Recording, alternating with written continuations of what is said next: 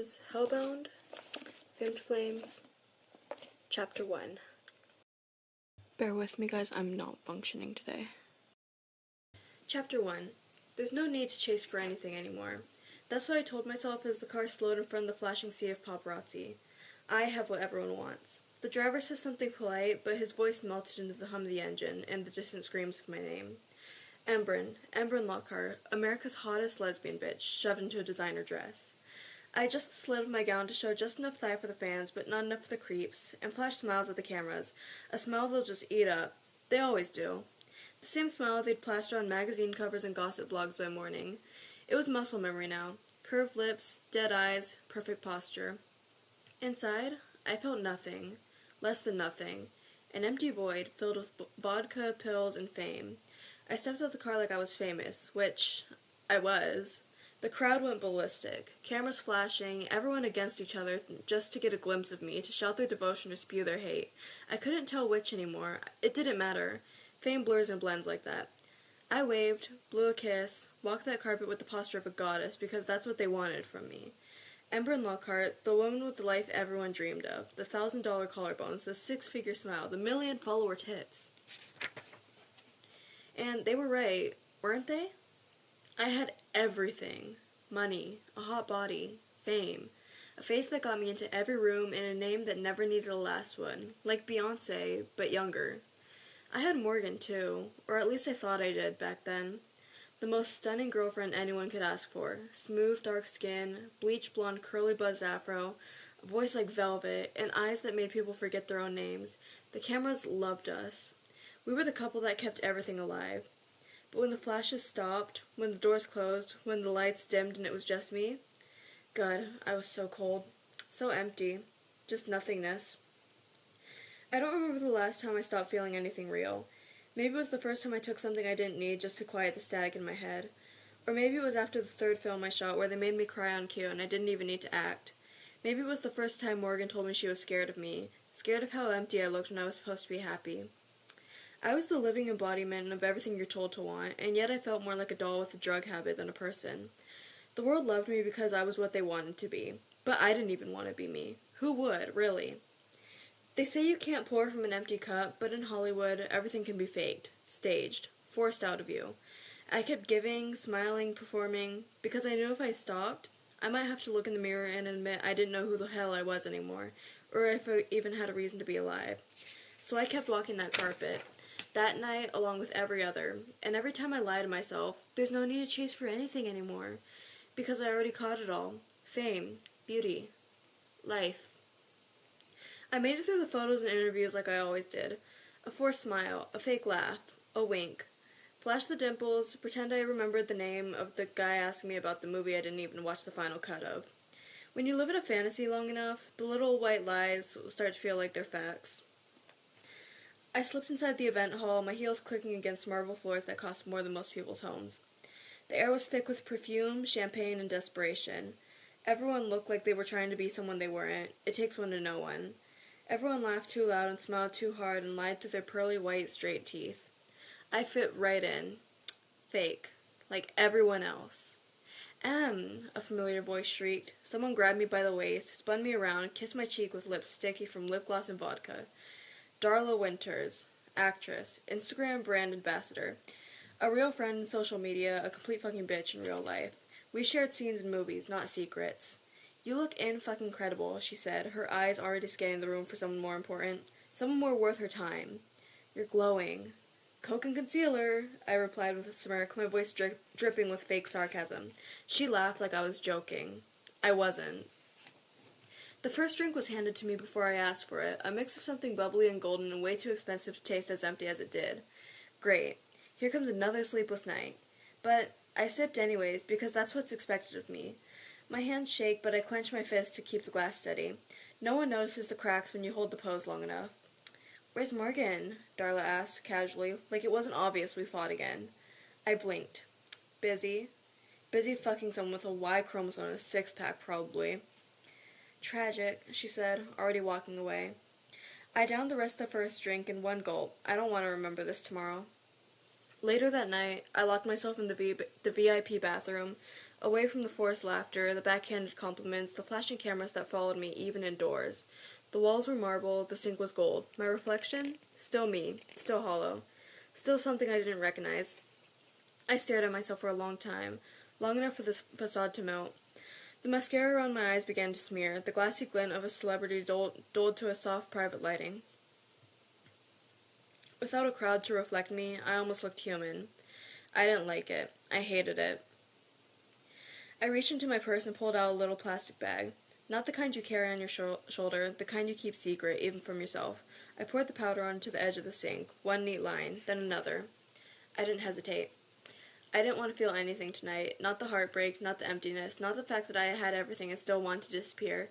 What I do with the blade after the lines are gone, I'd lose everything if I were to admit. My job, my fame, my respect and fear. Scars almost always turn people away. Afterward, I look up at myself again. Better. Not whole, not fixed, but better. Like someone had turned down the volume in my head. I reapplied my lipstick, straightened my dress, and pulled a thick bracelet out of my purse to cover my wrist, and walked out the bathroom with a smile so sharp it could cut glass. And spread legs, like I always do without having to say anything. The show had to go on. It always did. Back in the ballroom, I was exactly what they wanted. Stunning, bubbly, carefree. I danced with people I didn't know, toasted with people I didn't trust, posed with people who only loved me when I was trending. The music bumped like a heartbeat outside my body. I spun, drank, spun again. A flash of a camera caught me mid-laugh, eyes sparkling like a girl with nothing to mourn. I played the part so well, I almost believed it. Almost. I danced with glasses of champagne in my hand, a different one each minute. I don't fight, don't cause a scene, don't even make a sound when guys and girls force their bodies onto mine, grinding against me, tongue swirling inside my mouth, and other places. I shake my ass for the creeps, hoping for money in return. I take shots I can't even count. I dance in my 6-inch heels until I can hardly feel my legs. I laugh, I shout. Everything is going fine so far. I'm sitting in front of a bonfire in this big-ass mansion when I pass peak drunkenness to come back to reality. Everything is distorted, but I can still understand what's going on. The people around me were talking about how they got to where they are now. Their uprisings, their childhoods. I smiled, laughed at their stories that weren't funny, pretended to be interested and cared, and everyone else had the same stories. Came from money, a famous legacy, their fathers paying their ways to fame. I was planning on slipping out of the conversation before it was my turn, but it was too late. Hey, Embrin, some guy said. A producer or agent or investor in one of those suits with perfect teeth and empty eyes. Funny, you know. You talk about your mom sometimes, but I've never heard you mention your dad. It was nothing, just a question, just an offhanded remark over champagne. But it felt like a match dropped into gasoline. The smile froze on my lips. My chest tightened, and suddenly the air in the room felt sticky, like it was clinging to me. My pulse went from fluttering to freight train. My stomach churned like I swallowed glass. I felt it all rise. Panic, rage, grief, all of it. All at once. They couldn't know about my past. I built everything I had from nothing. Turned my shit deal in life into a winning hand. I wanted to forget everything from my past, everything about my father and what he did. I shrugged. He's dead. That was a lie. He was alive, last I heard, still breathing, still walking around the world like he hadn't destroyed my childhood, like he hadn't taken things from me, things that I could never get back in my entire life. The guy didn't notice the crack in my voice, just nodded awkwardly and turned to talk to someone else, probably forgetting the question entirely. But I couldn't forget. Anyway, fuck off and have kids with a squirrel, bitch. Nice save. I think. I needed air. I needed silence. I needed to not be here. Anywhere. I slipped out the side entrance with practiced ease, heels clacking against cold concrete as I ditched the glamour and the noise, in the ocean of fake smiles. My driver asked if I needed anything. I said no with a practiced soft smile and a wave. He didn't argue. The house was quiet when I got home. Too quiet. I dropped my shoes by the door and stumbled inside like a stranger in my own life. The place looked like it belonged to a magazine. Glass staircase, white leather, champagne fridge, skylights. But it didn't feel like anything. It never had. I made it to the bathroom and stared at myself again. The makeup was starting to flake. The glitter on my collarbone looked like it was mocking me. Then it started, that thing, that switch.